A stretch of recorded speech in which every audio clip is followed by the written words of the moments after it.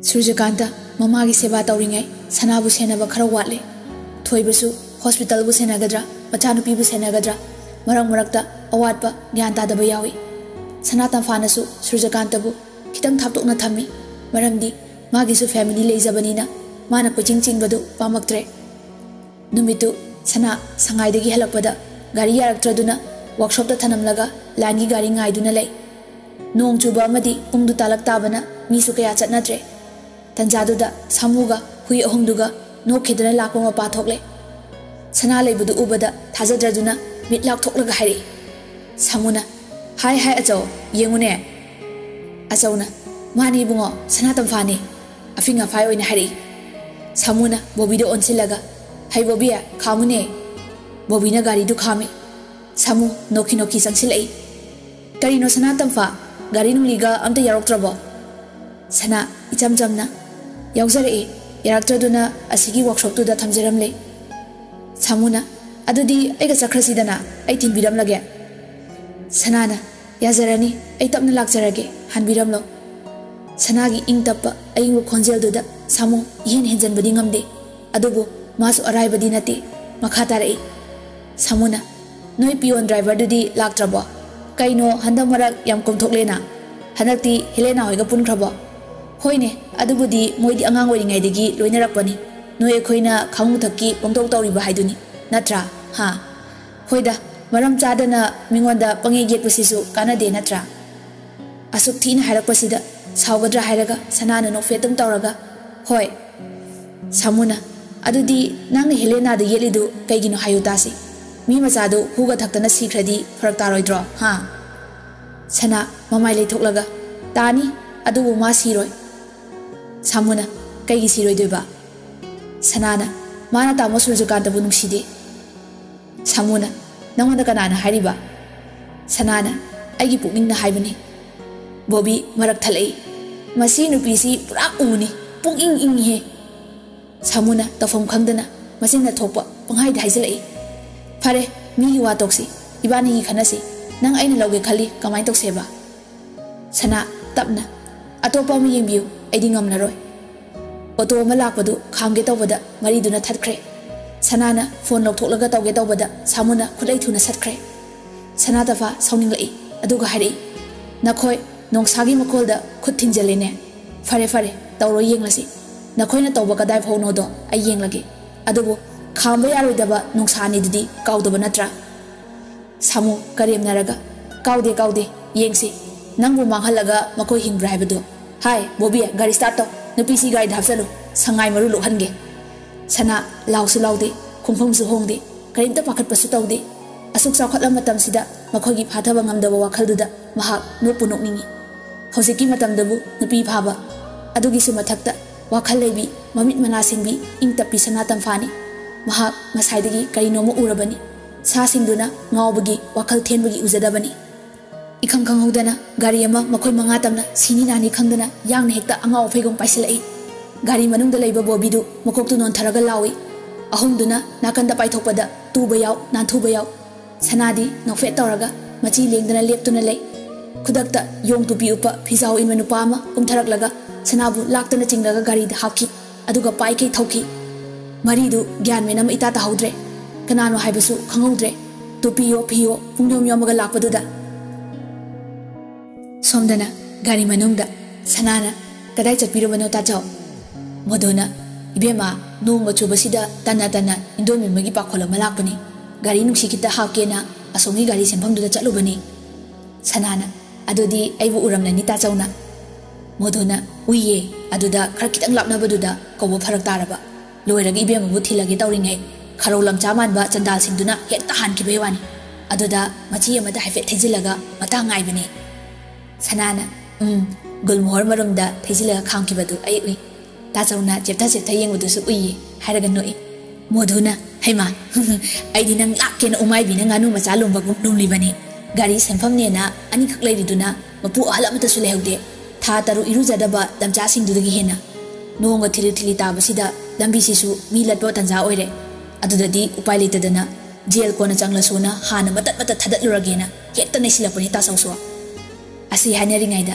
tungda tanarak libadu मोधुना side glass दा उई मथंदा थिक थिक नोक्थोरई सना याम ngakna कइदोरगे ताचो मोधुना खारौ लमचा सिंसी पाकना हलोइदोरी सी हायरगा मोधुना मागी मोबाइल दुला थोकलगा इसै थागली अदुगा इयरपीस नमसली अदुगा सनागी नाकोंगदा हापीगे दवी सना पाखतना कइगिनो ताचो मी तानरगली मी मोधुना तानजसनु अदुगिनी ताचौना तौरिबसी ngasidi manipur gi soroksida tachogi car racing haibra adu tawdoini na pa chadaba thabak asi modhu aigidi aro subject ni si moidi khangjaramoi huithi khara sangna lambi taramba phau linhani na khangba ngamliba modhuni khajaida thumu oring phau kola ga marong cha thopang ngamli modhuni ai hera sana khangnong nok thorai modhuna se isai sina na da hapsilaga taraga lay namit ushalaga tachau thabak tawge wing ming paige namit ushaluko melagi up down to mani khando sana modhuna haibadu inkre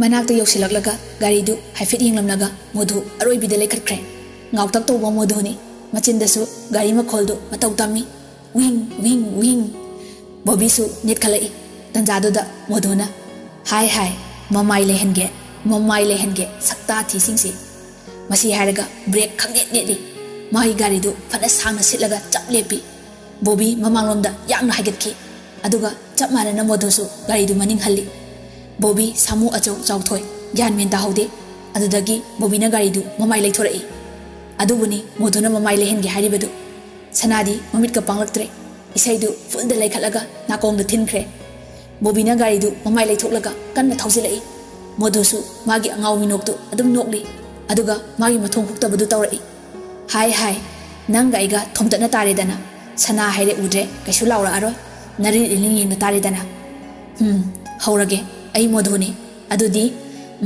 nahade modhude khurai bungogi mapari indon memagi na machade ibongo machagi ta chaude nomada popo machana nini sibhauna de modhuna yung nekta paisilai bobisu afing afai oina thausilai samudi lawai satkre kanna laurai hey bobi thaidu ni sako nangbo thaidu ni bobi khudai thuna lai thui laksin bangam dreduna sitli longmo phaudi long haudre gari manung da mamai du thomjin bayaw uppa yaw tawi gari du su khara soi modhuna gadha napthi tai sing sidi nupi fani kaina inot kari kharo lamcha sing se nupi da kan boina tawradana marindi loram dai da minus setli focus sing se mama de tarapada langjam ko khonglangani angang yoram bai tawbani se ngasi masi amka halaga takthadudana soini se noi ngasi sana yoram dadi khangwidra do sana tamfada modhuna tapna kawrai ibema sana full de lekhaliba headphones lok thoi sanana tajo kaide lehorage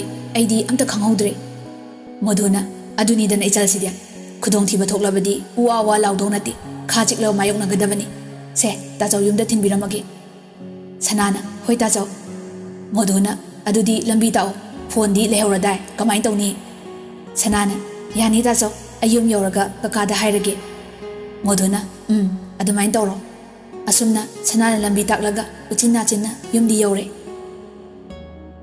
asumna modhuna sanabu thilamlaga hankre modhuna lambi da khamduna Surjakanta da phone tawraga wari punamak lirami sanagi phone lahobudu sutami Surjakanta wangang de phone du ka aga mamit I kana mafi marol fit toksili mapagi lan thum mayam du protection tawnaba thamba miyo sangu ma call tawraga magi matung ilaknaba hairami maramdi mana chatki doribasi samugi mayumdani adugi sumathakta jingnaba ma lairi madudi Helena mapa machani samugi thongali usilakpada mana jingnabadu chumle Rajani gad singdu gate lairami mahak nakal gi dukan amada leisinduna itema kwa mata tapiuba dukan phamliba nupiduna karamba noibungo Surjakantana ama hekte yai nupidu tinga tappa hauki kwa tapalo silakpaga tanja janana Rajin mapa macha tholaktuna chatkre Surjakanta kwa du laraga paisa pirami kwa du nakan gi drain du dalang tharamaga acheng batanja laraga gate manung da changsili magi mi singdusu yoksilakle mangonda phone tawrai Surjakantana hello nupa mana kanta akhoi thongal da leire Surjakantana adum layo farak tabu yarokladi ai phone tawrake khudakta paisla usude nupadana hoi phani Surjakanta manung da changlai samugi yumdu yam cheksinna sai kana gomana hek changbada hangoigani Helena khoi thokibagi hanglambani getu mana changsin khibada yetlom da leiba ka amadagi Samuna ngangbagi makhol tai. Samuna, Surjakanta da ngauzabi nupi ani sidi samu aigi oyu tamkhrabore laibaksida natro Bobby. Bobina, hoi, adubo Helena di yaklawini. Thaina dagi luhongduna launa lainade haibe wani.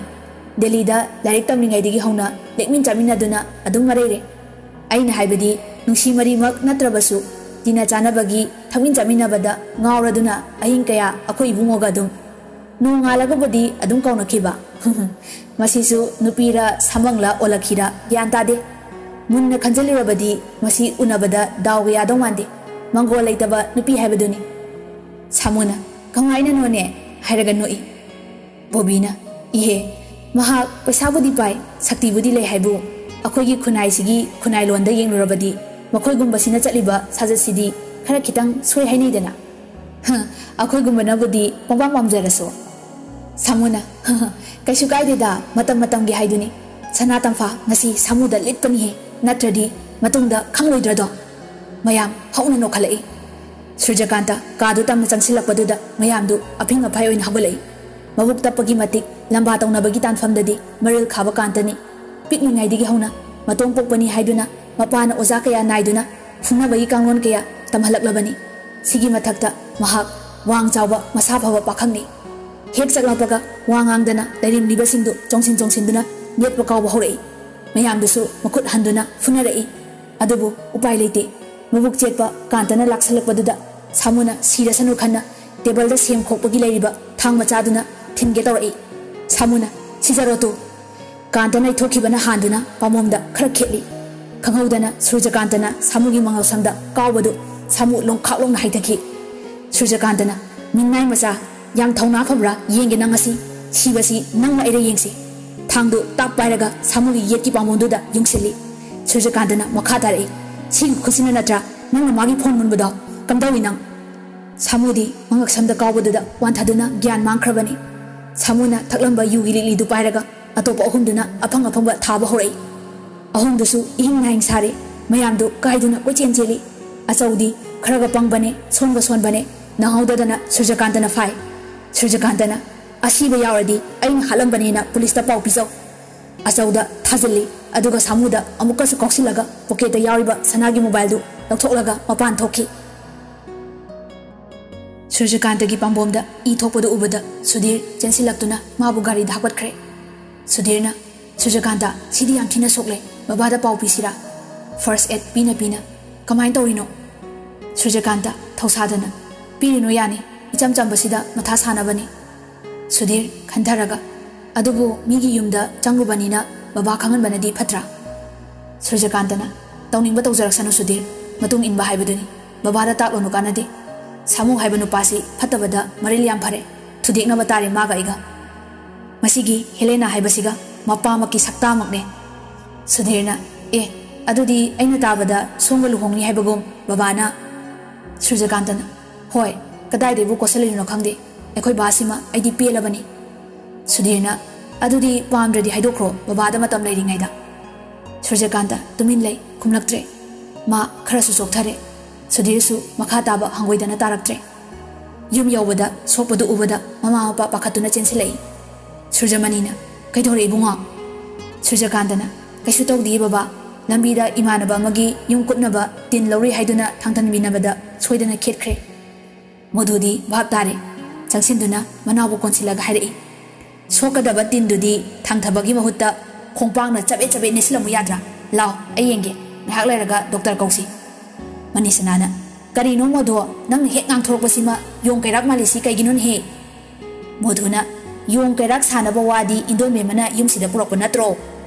Surjakanta noklaga tajao. Moduna fingatlaga laurei tumilayu he nang namaron ama ram sabrabu raban thingnare. Surjakantana modubu chinglaga pusanki. Mamaga mapaga Sudhirga tingak yengduna lehawi.